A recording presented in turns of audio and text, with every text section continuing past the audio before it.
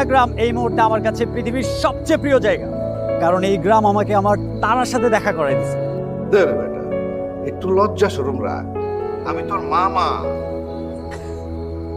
তোমাকে না বললে কাকে বলবো মামা, তুমি তো আমার বন্ধু।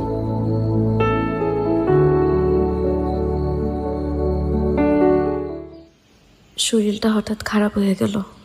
বাবার সাথে সাথে মাইক্রোরেক আমায় ঢাকা নিয়ে যাইতেছে। তুমি টেনশন করো না, সুযোগ পাইলেই আমি তোমারে কল দিব। দোয়া করো।